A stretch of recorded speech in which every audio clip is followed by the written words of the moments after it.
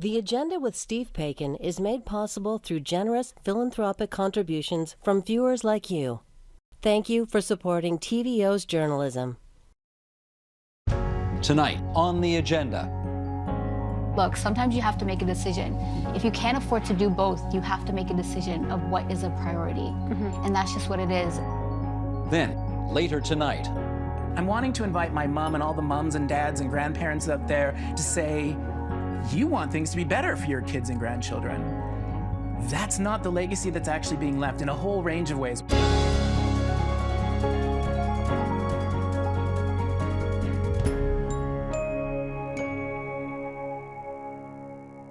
There are lots of helpful adages about how to manage your money. Pay yourself first, don't spend more than you earn, put away enough for a rainy day. You've heard them all before.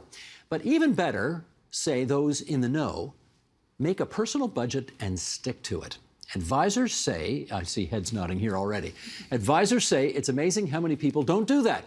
It's not as daunting a task as you may think, and here to help simplify it and maybe even inspire you to take the plunge, we're joined by Kingsley Chack. He is Senior Vice President, Deposits, Savings and Investments at Scotiabank. Stephanie Wolf, Certified Financial Coach and founder of Wolf Collective Wealth. And Shay Myers, licensed financial educator and creator of the online educational platform Finance for the Culture. Great to have you three with us here at the table here. I'm going to start with just some numbers here that I'm sure all of you know, which are somewhat terrifying, but let's do these anyway. This is the best and most recent data on the financial habits of Canadians. It comes from 2019, the Financial Capability Survey, which found about half of Canadians have a budget. 20% of those who do budget report using a digital tool such as a spreadsheet or an app. And Canadians who do budget are 10 percentage points more likely to make progress on their debt. All right, with that as our foundation for our discussion, who am I going to go to first here? Stephanie, why do so few people budget? I think a lot of it actually comes down to the emotional framing of thinking about what a budget is. A lot of people think, oh my God, a budget means that I can't spend money. And it's sort of a reduction spend, right? And I want people to reframe that and think about it in a different way. It's a spending plan so that you can get control of your money. So instead of whittling away and thinking about how little do I actually have, flip that on its head and think about it as a spending plan. Tell us about that 50% that don't budget. Why don't they make out a budget? I think a lot of people don't know where they actually are. And so, or they're wrapped up in their past horrible spending habits, and they don't know how to move forward. I think a lot of people lack guidance as well. And so let's say someone is, for example, in a lot of debt or has horrible spending habits.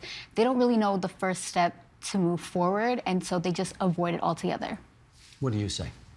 I think it's the intimidation factor. Right? Intimidation. Intimidation. People think that I need a big spreadsheet, I need to track everything, it's going to be tough, it's challenging. But there are a lot of tools right now that you do it every day, and it's actually simple. I think the first step is having a conversation, starting a budget, and getting started is really the first step. Tell me more about that conversation, Kingsley, because, okay, you're talking to a client. The client doesn't budget. They don't know how to budget. How do you start that conversation with them to get them on the path? Yeah, the first step is, what's your goal? What are you trying to achieve, and what do you want to do?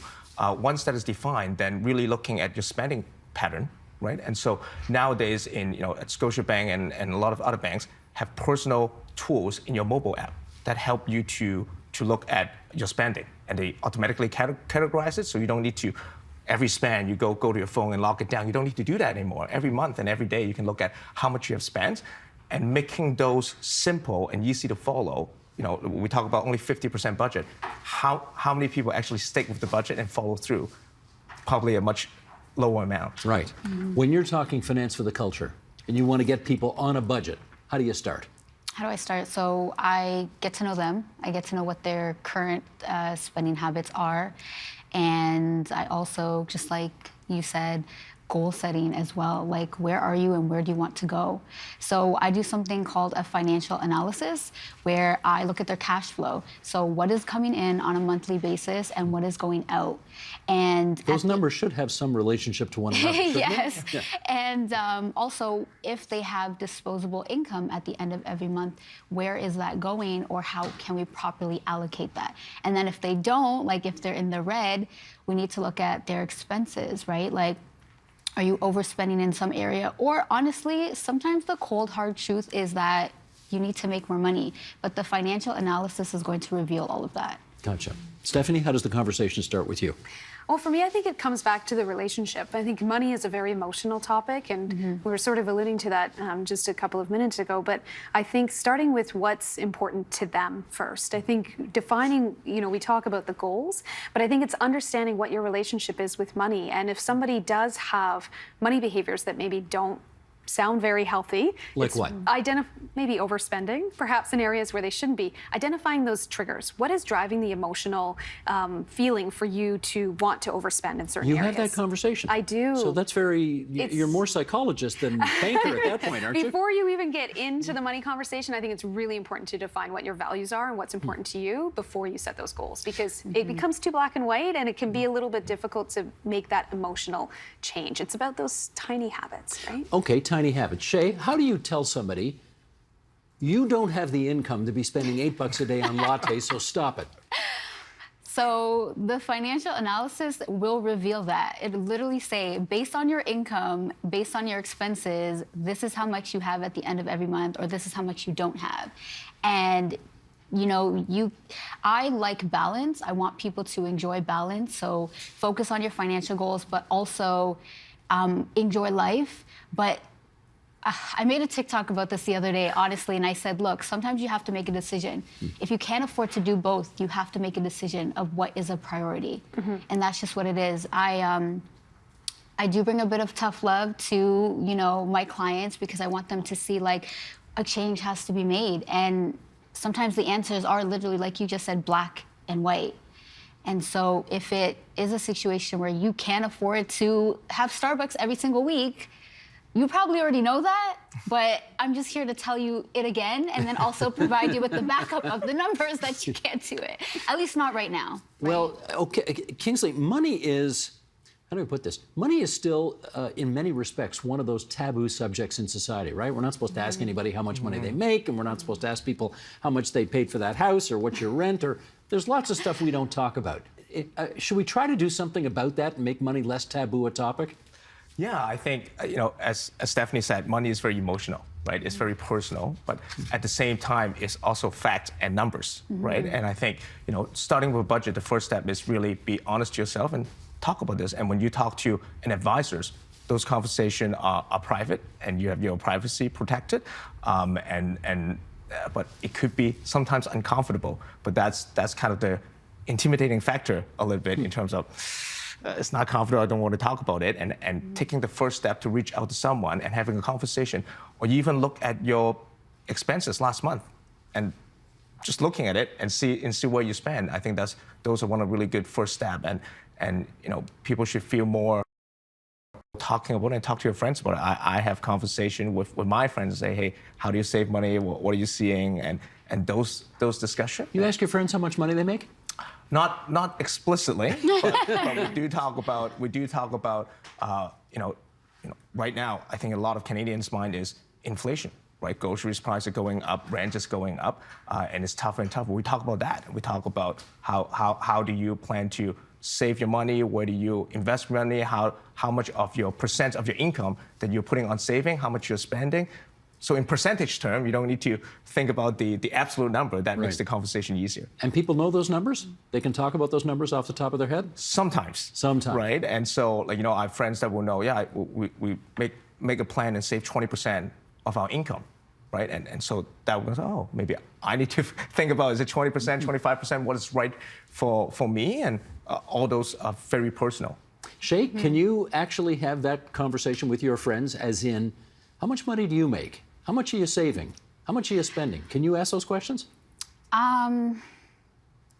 It's tricky. Long it's pause tricky. there. Yes, it's tricky because, you know, it's so interesting. When I got into this field, I knew some of that information already from my friends because we're friends and we talk about that and you know, we have those transparent conversations. But now that I'm an advisor, it's like they don't want to talk about money necessarily. Maybe they feel like I might know more than them or I might judge them, but That's it, really, isn't it? It's judging. it's the judge, and it's. I always remind people, like, I started off just like you. My spending habits were trash at one point. You know, I had debt, horrible credit score, and I evolved. So everybody can do it as well. Tell us more. Tell us some of the stupid stuff you spent money on. Oh my goodness, clothes, shoes, outside food. Uber Eats had a hold on me, and. Yeah, I would spend probably 90% of my paycheck on, well, I would spend 90% of my paycheck the day I got my paycheck. So it was bad. Okay, you not only broke the habit, but you're now in a position to advise others on how to do it. Yes. So how did you do it? I got an advisor. So I, you know, met someone who was educating people on how money worked, and I listened and I applied it, and I was able to achieve a lot in a very short period of time. And it was a mindset switch, though. So not only did I learn actually how money worked, but I had someone who actually cared about me and cared about my dreams and my goals outside of the financial spectrum, and who also made it relatable. So that's now what I focus on. I focus on helping people build a foundation, but talking about money fun and relatable. I use analogies. You know, I make comparisons to celebrity, you know, things that are going on in the celebrity world. Go ahead, hit me with one. And okay, well, are we ready to talk about life insurance? Because that's you know, something that people don't want to talk about. But we're seeing that certain celebrities are passing away with nothing, no life insurance, no wills, and their families are essentially left with financial burden. And so bringing those topics to everyday people, you know, and helping them understand those things. And also just like, I use humor to talk about money because I like to laugh, and I also retain more information when I'm enjoying myself. So that's how I make talking about money. Yes. Can you have these kinds of conversations with your friends, as in how much do you make, how much are you saving, etc.? With my friends, some. It depends on the relationship, I would say. Some of them I can, some of them I can't. And it's something that I wish wasn't as taboo. And that's something that, you know, personally as a financial counselor, that's something I'd love to break. But I think that's, you know, things that Shay has touched on. That's why people do work with a wealth coach or a wealth advisor, is because they want to be able to have somebody help guide them. And I wish that more people would do it, because sometimes you just need that accountability and that support outside that will help you move the needle just a little bit, get you on the right track. There's an expression you just used, wealth coach. Is that what you call what you do? Yes. You're more a coach than an advisor. I am more, yes. I am an accredited financial counselor, but a wealth coach, because my goal is to actually help people who have high income but low net worth achieve that high net worth as well. So really working, especially with women who are high earners and looking to get to that next level, but they're not really sure how to actually get started. So helping them establish that base, that foundation, identifying their goals, and how to start investing so that they can reach those goals. Have the conversation. Let's have it right now. She's a high net worth person, but she's not sure what to do. All right. What do you tell her to do? So, well, the first thing I would do is ask Shay, what does she want to do? Short, medium, and long-term goals. So I would say, let's just pick a medium-term goal. Is there something that you're working towards on a medium-term goal? And I don't know if she's going to answer it for me right now. But is the idea, I want to be making X number of dollars by the time I'm X number of years old? Is that what you mean? It's typically finding out the way that they're spending their cash flow, right? Cash flow in, cash flow out. I like to work off the 50-30-20 rule. What does that refer to? Which is 50% of their income should be going towards fixed expenses. 20% should be going towards their fixed savings and investment goals, and then 30% towards their discretionary income. So I actually have something called an anti-budget calculator, because I think that 30% can sit off to the side, and as long as you've got that allocated, it's not necessary to have to check every single time that you're spending. Coming back to that mindset I was talking about at the beginning, it's about a spending plan. So if you've got that 50% locked in with your fixed expenses and your 20% with your future self, go and have fun. Go do whatever you want with that 30%. Yes, that's for living life, and that's how you can manage it. What do you do, Kingsley, with, I mean, obviously there are going to be some people watching this or listening to this who are saying, you know, that 50% of fixed costs for me is not really 50, it's more like 99. Yeah. And I have nothing left at the end. I can't save, I don't have discretionary income to have fun with. What do you say to them? Yeah, I think it's honestly reviewing all the expenses that you have and really understanding whether that 90% is all fixed, right? I would argue that you probably, when you take a good look, not all 90% is a fixed income. So one is, you know, looking at it and see how much you can cut off. The other one is, what are other ways to save, right? Is there things that you can do that actually get your dollar to go further every time, right? Like there's, you know, if you are on top of your finances, you're not racking up credit card, you're paying off your credit card every month. Using a credit card can get you a lot of loyalty points, and that helps you and earn a few bucks here and there as you're spending to make your money go further. Right, so some of those will be helpful, and how do we get those? But those are marginal gains. The most important part is looking at what you can cut, and it might be an uncomfortable conversation, but a needed conversation to get a hold of your finances. But I'm gathering, Shay, that you're not necessarily dealing with, you're dealing with people with money, right? You're not dealing with people who are in a difficult spot and really don't have any savings at the end of the month. Is that fair to say? Both. I do deal with a lot of people who, like, they are broke, for lack of better terms, and broke but have room to improve. So it could be mismanaging their money. But I do have situations where some people are just not making enough income. And that could be whether they are just comfortable in their job, or they don't know how to take the next step, or maybe they're considering starting a business and they just haven't taken that step yet. But yeah, I definitely deal with people who have a lot of debt, who aren't making enough to deal with those debts. And now it's a situation of, okay, you either need to make more income, or if you can't cut expenses, how do we deal with this debt? You know, whether that's consolidation, consumer proposal, and there is a lot of pushback on those things because there's an impact on your credit. And I always tell people, look, like, doing this is going to allow you to pay off the debt faster. And honestly, improving your credit is not that hard. Like, sometimes you have to make a sacrifice, and I personally would make the sacrifice of a good credit score to get rid of debt faster. So. I want to know, Stephanie, how you have that goes like this. Given how much you're spending, and given what's in your 30%, you really like to go out and have a good time from time to time. You need to get a better job. You need to go out and make more money. How do you tell people that? Usually we start with having the conversation about where they're at in their career and what their future goals are for their career. Sometimes it does come down to negotiating a higher income, finding a new job, because it is a honest conversation that does come up, which is you might have to be earning more, or you might have to go back to school. There's going to be other factors if you're going to invest in yourself first before you start to invest in other areas of your life. Usually investing in yourself to gain that higher income is sometimes a solution as well. I presume you give different advice to somebody who's 27 as opposed to somebody who's 58. How does the advice differ? Usually somebody who's in the later years of their life, they're looking already at decumulation. How are they going to start drawing on their savings and investments to supplement their retirement?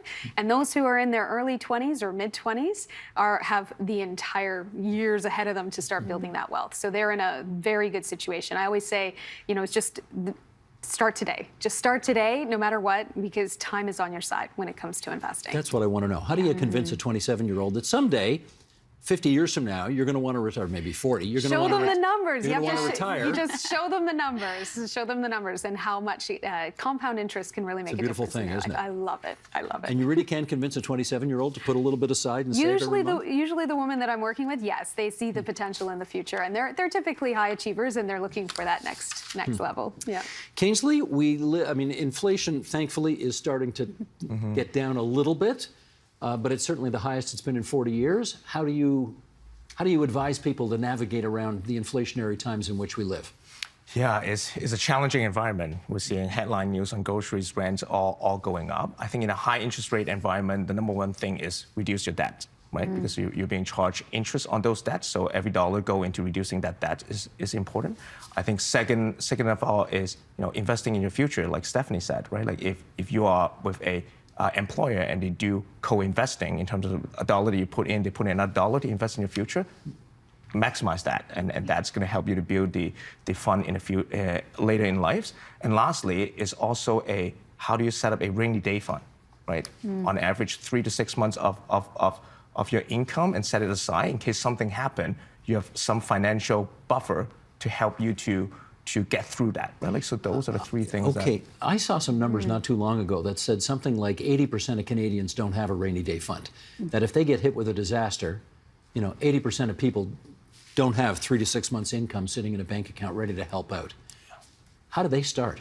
Yeah, taking the small step to start looking at your plan and start putting savings in there. It could be a, bank the rest product. For example, you spend $5.25. The remaining 75 cents will go into your saving accounts, right? So every little one counts. It's about habit and behaviors. How do you automate that and start going by little? It might seem a big challenge to get to 1 month buffer. You need to start somewhere. It may take you a couple months to get to 1 month and slowly build that up. It's about taking the first step to start. Stephanie, we're in our last minute here. Can people really save during these kinds of inflationary times? I think so, absolutely. It comes down to establishing those healthy financial habits, understanding your relationship with money, and making the conscious choice to do better. So, absolutely. That's Stephanie Wolf. She is with Wolf Collective Wealth. She's a certified financial coach. We thank her for being here today, along with Kingsley Chack, Senior VP, Deposit Savings and Investments at Scotiabank, and Shay Myers. Finance for the culture is what she's all about. My thanks to you three for coming into TVO tonight. Thank you, Steve.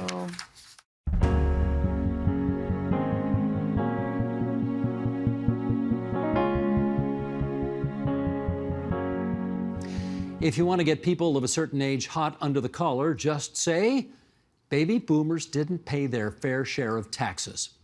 Paul Kershaw recently did that, and he got an earful. But he stands firmly by his view, having put a good deal of work into comparing the circumstances of varying generations. Paul Kershaw is founder of Generation Squeeze, which calls itself a, quote, think and change tank. Not just a think tank, a think and change tank.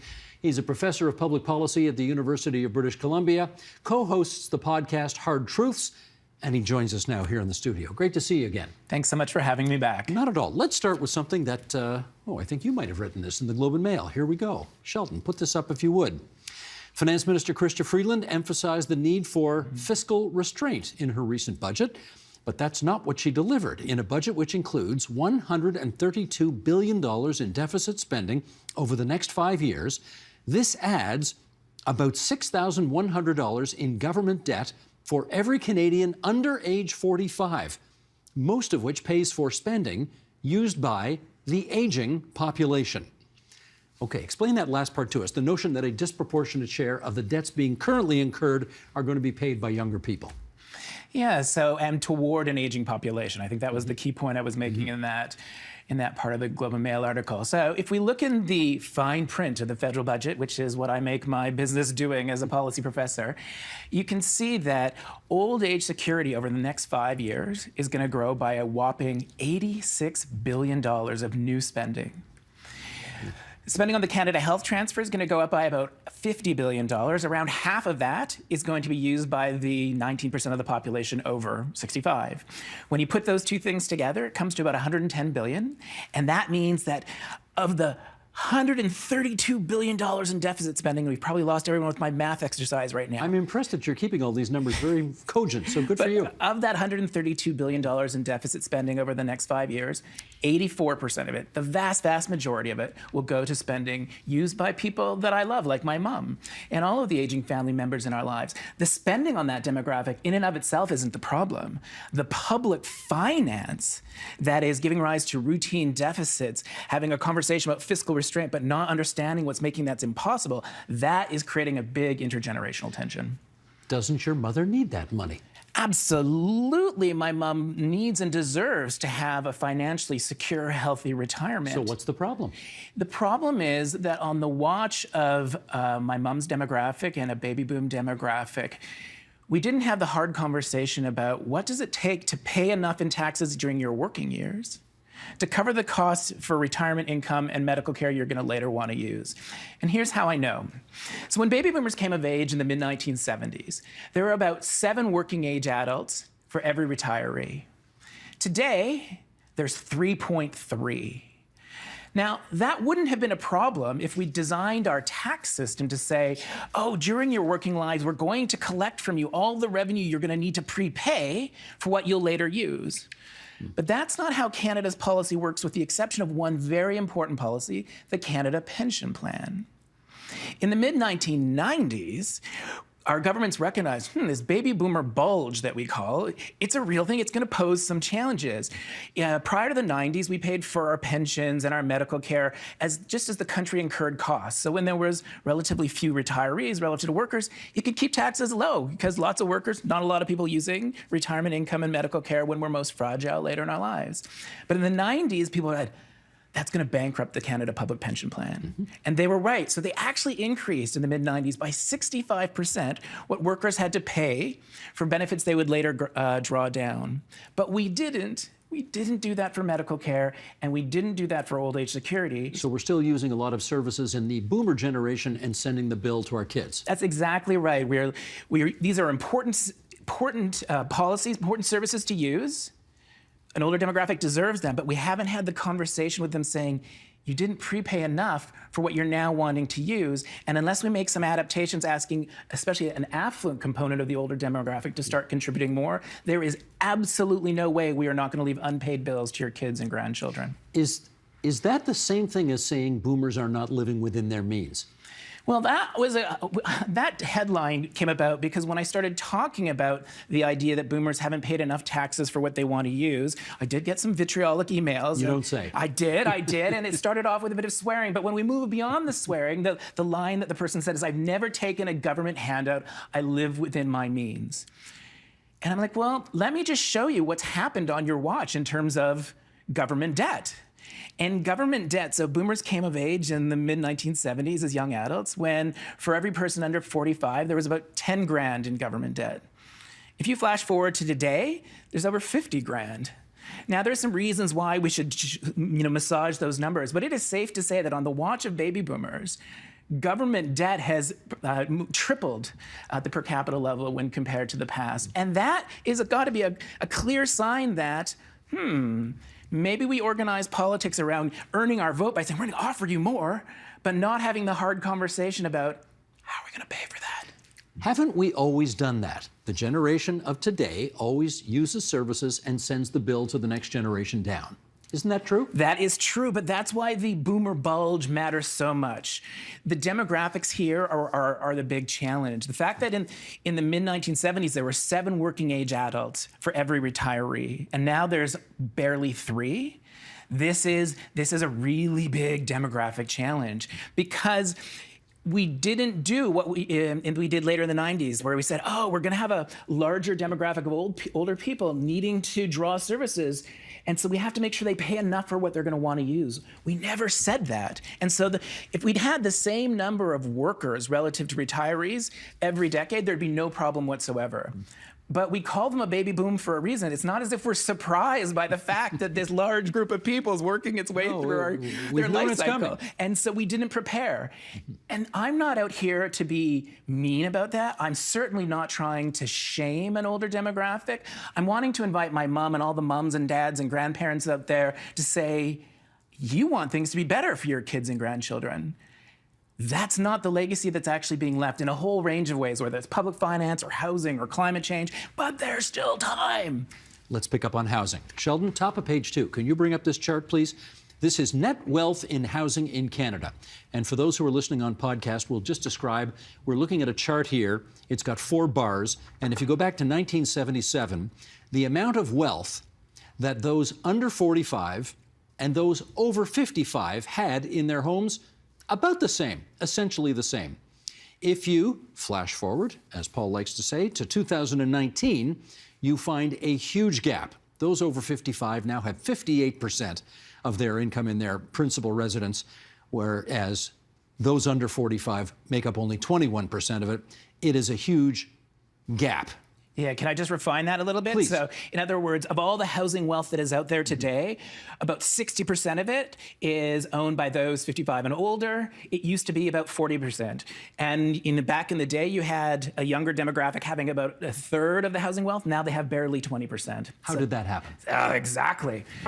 So our earlier conversation was about public finance. How are governments investing between young and old alike? And I can share more details about that as we go along. But you might think it's totally fine to ask a younger demographic to contribute more now to today's aging population if that aging population was really financially vulnerable and the young demographic was doing fabulously well. But that's not the case. It is exactly the opposite. And your bar graphs help to show that. And I think one of the simplest ways to show that the economy doesn't reward hard work for today's young people like it used to is to think about home prices, which we all know, especially in Ontario, has done this. Earnings, done this. What does that mean? Is that a good thing or a bad thing? Well, if you were a homeowner, if you were a nurse or a waitress or a bus driver back in the late 70s or early 80s and you bought a home in Toronto or Hamilton, as a regular person could do, the fact that home prices have done this is fabulous. I'm in this. I've been a homeowner in Metro Vancouver for the last 20 years.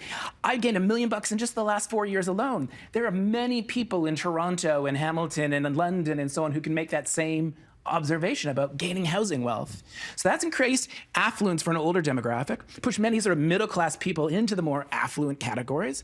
But their kids, the exact opposite happened. Their kids might have better jobs, more education, but their jobs can't earn incomes that keep pace. And so whereas it used to take 5 years of full-time work to save a 20% down payment on an average priced home, across the country, in this province, even in Toronto, it now takes 17 years across the country. 22 is the average in Ontario, and a whopping, soul-destroying 27 years in the Greater Toronto Area. So if you're in, it's great. If you're not in, forget it. It is, but it's not just forget it. Just think about what that means in terms of your sense of almost self-esteem. Like, to some degree, managing to secure housing, whether as an owner or as a renter, is something that one sort of says, like, yeah, an adult should be able to do that. And right now, our economy is making it so challenging for generations of young adults and newcomers of any age to actually make a go of it.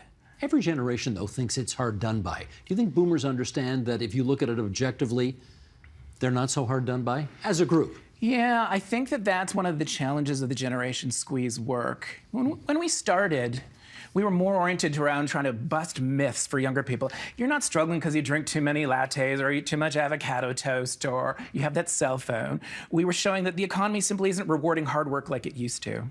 I think I think the national debate and the Ontario debate is actually more willing to acknowledge that. What we're less likely to acknowledge is actually what's harming hard work paying off for younger people has benefited an older demographic. So that's why the articles I've been writing more recently for Generation Squeeze and in the Globe and Mail are trying to probe a little to my mom's demographic, to the retiring baby boomers. I know it's a moment of fragility, especially biologically. People are getting older, and that it's a biological reality that we're going to experience more vulnerability. But I think for too long we thought the biological fragility goes hand in hand with an economic fragility. But the data are clear. Those over 65 had the lowest rates of poverty of any age group in the country, and they have by far the most wealth and more wealth than previous groups of retirees. And so that is what I need in today's older demographic to heed the tagline of the Scotiabank: you're richer than you think. So what do you want to do about this? Well, there's some policy changes that we desperately need. For example? But before I can get to the policy changes, so there are policy changes. We are going to need to say to an older demographic, those of you who are affluent, how can you contribute more to the cost of your generation's medical care and old age security? Define affluence. Yeah, that's an interesting question. That's what I was going to actually say. But what we need to do before that is sort of have a cultural conversation about who is affluent. So let me start there, because I think that's the more provocative piece. We've done some polling recently where we were trying to probe Canadians' understanding of who's economically at risk, who's affluent. And we started with a scenario of, imagine a widow with an income of just $25,000, has her barely over the guaranteed income supplement living, so really close to low income. Rich or poor?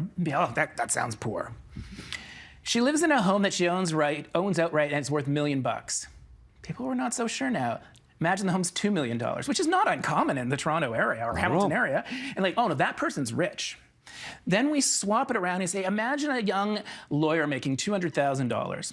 It puts them in the top few percent of income earners in this country. Oh, definitely affluent. They're renting. And suddenly like, oh no, that person is less affluent than the widow with 25 grand who owns outright a home worth $2 million. I think we need to be recognizing that an older demographic might not view itself as Jeff Bezos or Elon Musk, but the relative affluence and security that comes with secure housing is something that a younger demographic is feeling really crowded out of, and they're being jeopardized by it. How do we make policy if we can't agree on what constitutes affluence? Well, that's why shows like yours are so important. So I guess we need to fund the TVO and get you broadcasting more and more from coast to coast so we can have these more in-depth conversations. That is not why we had you come on here, but I don't mind you saying it. It's worthwhile. But I actually didn't mean it to be a facetious question. If we can't agree on, if you're trying to shake money out of a tree and you want to get it from affluent people, and we can't agree on what constitutes affluence, how do we do it? Yeah. You know, I pride myself as a professor who's not only good with the data, but also someone who's devoted a lot of time to comms, and I wish that, or communications, I should say.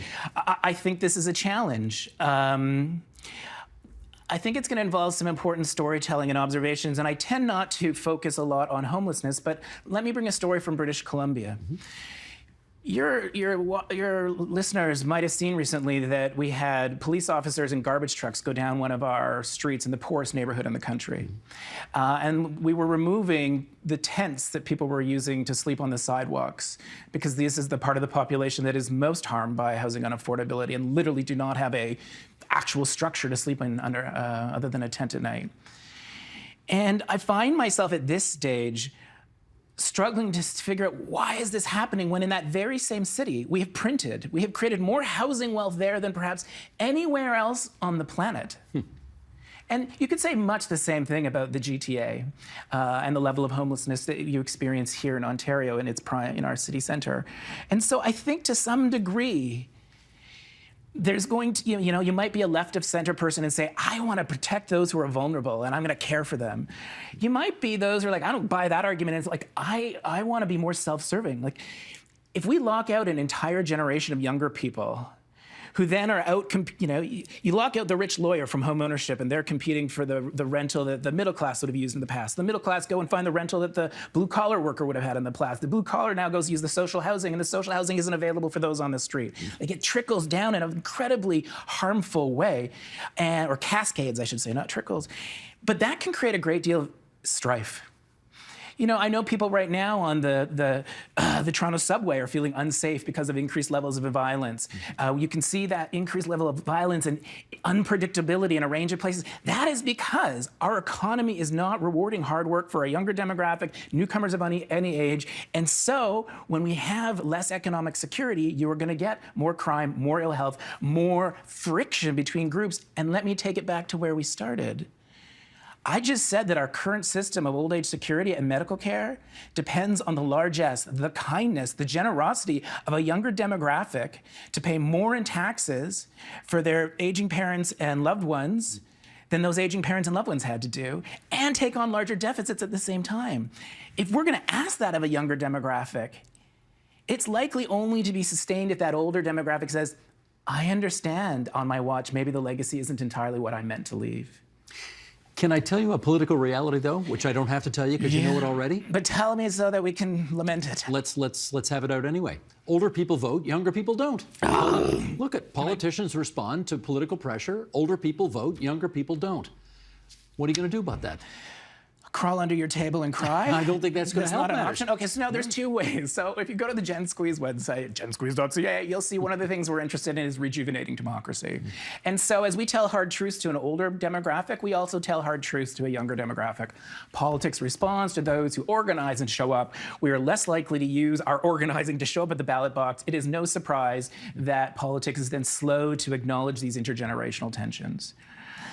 I would say Gen Squeeze could be judged a failure, to be honest, over the last decade at not lighting enough of a fire under a younger demographic to get us more mobilized in using our voter power. So to address that potential failure, I do find myself more and more reaching out to an older demographic, especially grandmothers. Because they care about their grandkids. And they vote. And so I think right now, there's many an older person who's like, wow, I find myself worried that my kids are not able to provide, the housing security for my grandchildren that I was hoping. I kind of wish they would actually live closer to me than they are, let alone like having access to any kind of rental or with a yard, et cetera. And so I think there's a moment where within families, we can ask our grandparents to start saying, this isn't quite, something is changing, and use that challenge around the family table at Thanksgiving or whatever our next intergenerational family moment will be, to then say, and what does that mean for our politics? Because we've socialized an older demographic to say, I'm going to vote for parties based on what more they're going to do for my medical care and my retirement income. We need to socialize those grandparents to say, that matters, but not at the expense of the childcare and education and post-secondary and supports for employment insurance that my kids and grandchildren are going to need as well. Can that be done? Yeah, because this is not your typical class analysis. I am not here as Tommy Douglas saying a story about all the mice who are haplessly churning the cream that a bunch of fat, rich, black cats take and skim off for themselves. That's sort of, cats don't like mice, they eat mice. There's a tension there that's sort of innate. But generations love one another. So I get to start, and I know this is going to sound hopelessly naive in some way. I get to start from a place of love. That love exists around the family table. How can we bring that to the world of politics? Now, I have some younger people like, Paul, love, set that aside, take the gloves off, and start saying to boomers, you are leaving problems. And I think that we're trying to find the right balance. You're referring to the article in the Globe and Mail where, it took the gloves off a little more to attract that attention. But at the end of the day, there's a love between generations that I think might be the only factor that can really help us disrupt our systems and set us on a better path. Because generational unfairness is an underlying disease. We don't talk about the underlying disease. More often we talk about the symptoms, whether it's climate change, or housing wealth inequality and unaffordability, or the large deficits in public finance and underinvestment in a younger demographic.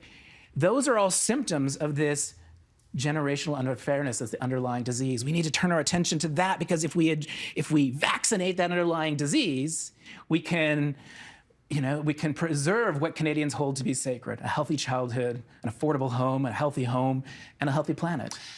My experience in politics is that it does not respond all that well to love, but it really does to fear and hate. And maybe what you need is a good old-fashioned generation war to make the kind of progress that you want to make. I'm not advocating it, but I say, I've noticed over the years that tends to be what politics responds to. What do you think? I hope not, because I think that if that's the necessary step by which to achieve a reorganizing of our policy systems, then it will do a decent amount of damage that I would love to avoid. But I think that we are on track. We are on course for that intergenerational strife. If we don't heed the call right now that we have generational unfairness as an underlying disease, and it will ultimately, I think, do the following. A younger demographic is already suffering the ill effects. They're fearful about whether or not the planet will be sustainable. They are locked out of home ownership and pay much higher rent as their consolation prize. They are treated unfairly in a way that we don't often acknowledge enough in public finance. So they're already reaping the harms. But if the generational pact breaks down, then suddenly those harms start getting extended to the older family members in our lives who we love. And one of the things that I find most interesting about leading in Generation Squeeze is there is a growing discontent amongst the younger demographic, but they will all start with, I want to protect my parents and grandparents. And so I think now is the time to say to parents and grandparents, you've spent your decades thinking that you're protecting your kids and grandchildren, and it must really, can I say this, piss you off to have a prof come in an organization like Gen Squeeze come and say, it didn't work out as well as you'd like. But don't see that as our pitting generations against one another or are trying to shame you. Instead, look at it as there's a problem that we together can solve. Time to take one for the team. Time to acknowledge that you value paying for what you use. And all we're asking right now is to pay for what you're using. Younger demographics can figure out to deal with the other challenges they're facing. Paul, you always give us so much to think about when you visit our program, which is why we like to have you on. That is Paul Kershaw, the Associate Professor at the University of British Columbia and founder of Generation Squeeze. Not just a think tank, but a think and change tank, promoting well-being for all generations. Thanks, Paul. Thank you.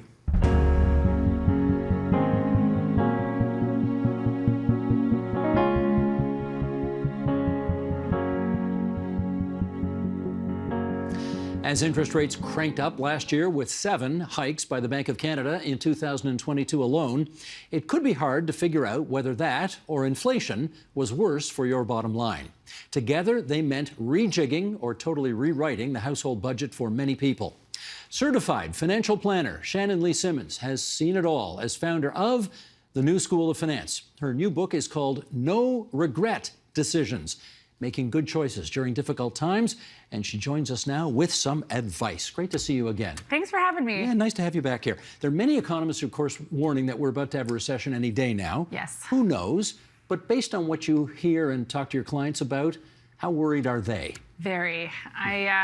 The proverbial phone is ringing off the hook, if you will, aka an exploding inbox. I'm getting a lot of emails at 3 in the morning too.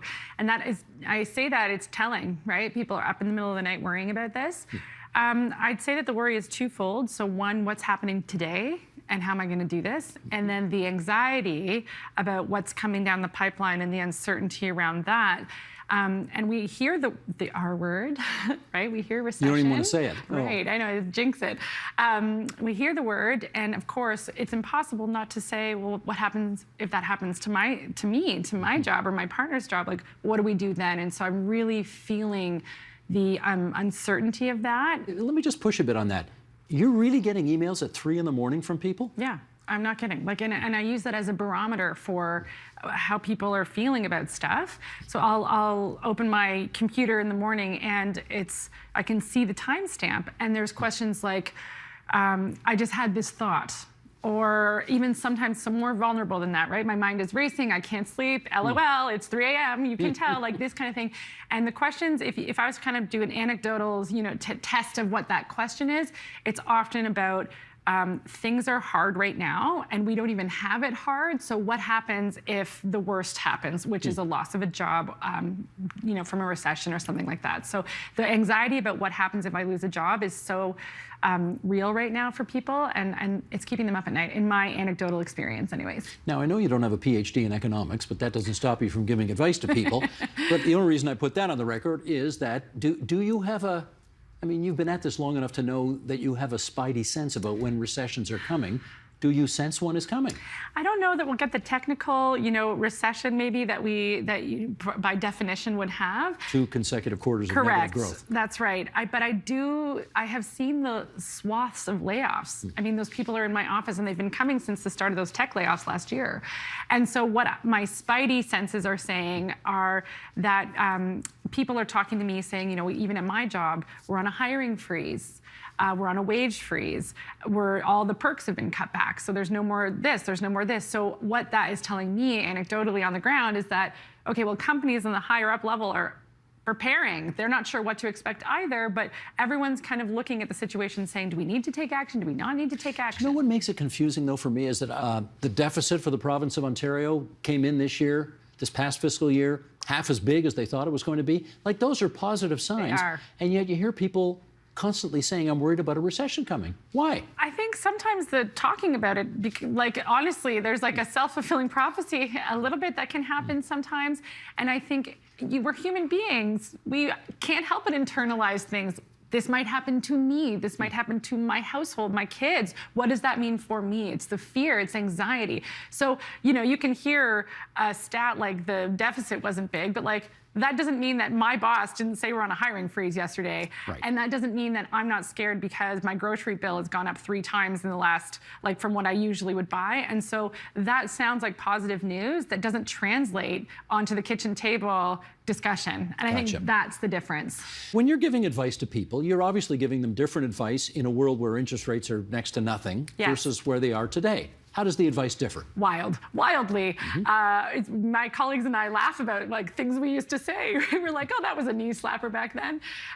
So I think that the big thing that where this is really hitting home is anyone who's a first-time home buyer, this conversation is completely different now, right? Things that might have been attainable 4 years ago, 3 years ago, a year ago, may not be now, given where interest rates are at. So I think that's a huge one. So the advice around affordability. Can I just jump in there? Please. Are you as blunt as saying to people, don't buy a house now?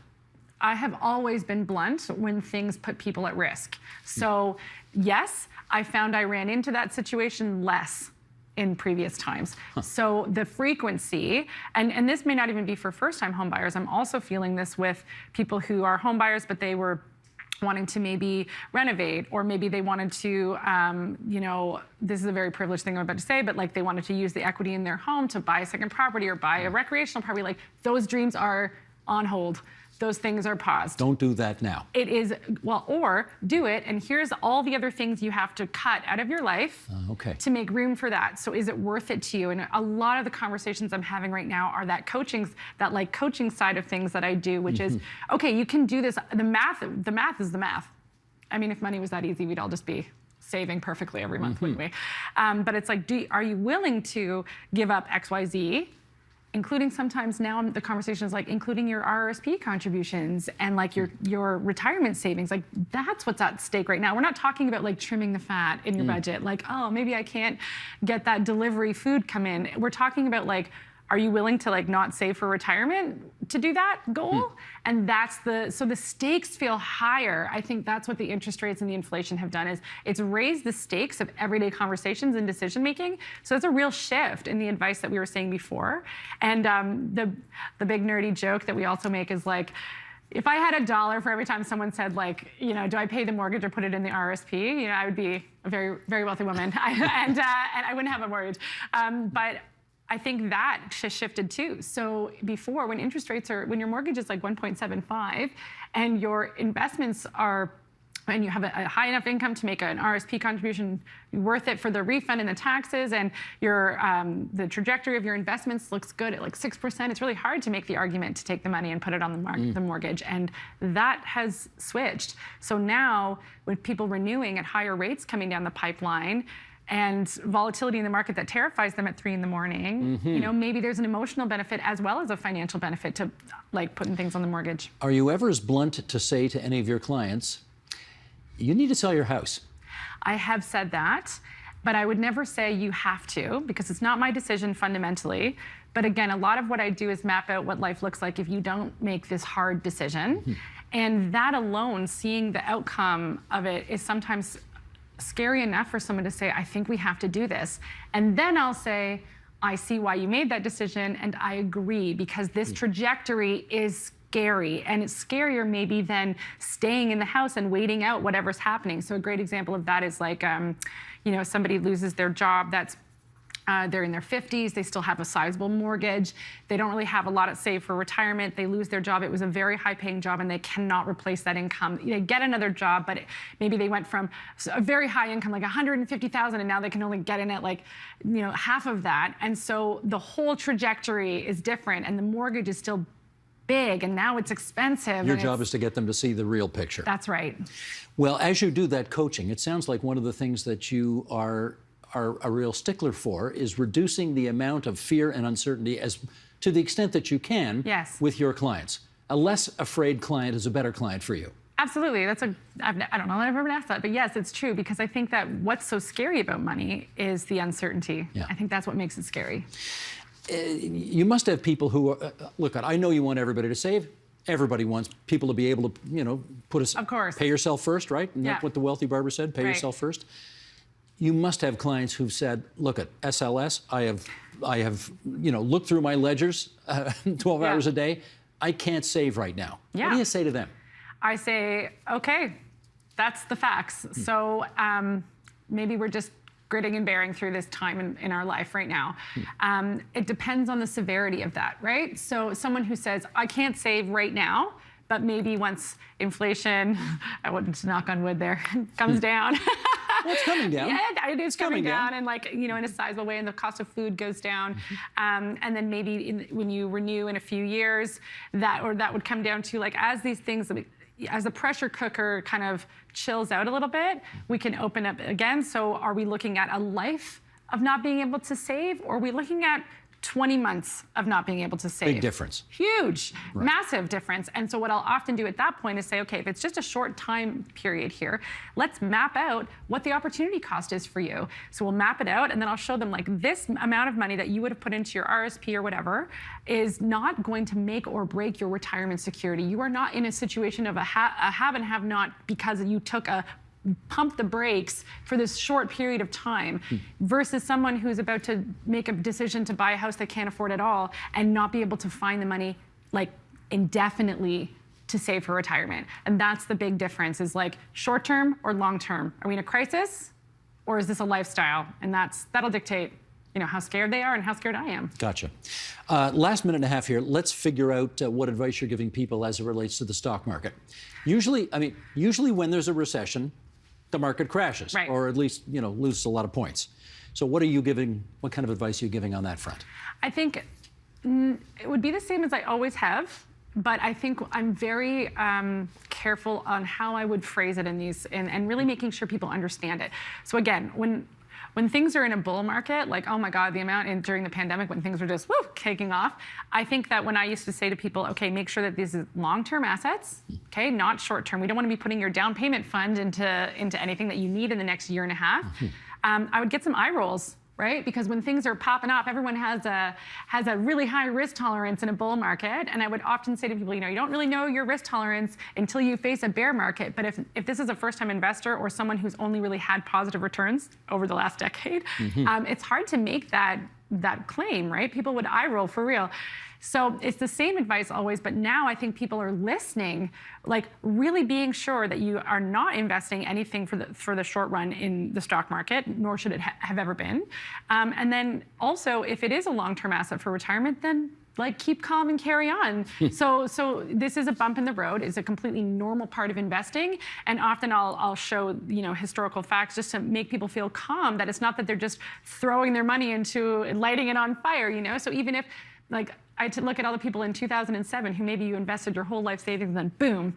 But now, what happens if you didn't sell it at the bottom? Where are they now? And so that's very comforting. So it really comes down to low fee, well-balanced, diversified portfolio for the long run, and then don't put your short run stuff in there. That's where it gets scary. These and other good stories and more good advice in No Regret Decisions. There we go, making good choices during difficult times in which we are living right now, potentially. Thanks, Shannon Lee Sims. Always good to have you here.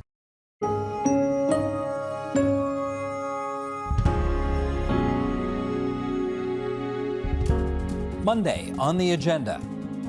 The social contract online is totally different than our societal contract. If someone steals $2,000 from my mother's home, police investigate it. But today, it really takes something like a $2 million threat to a bank in Canada that gets people moving. That's Monday on the agenda.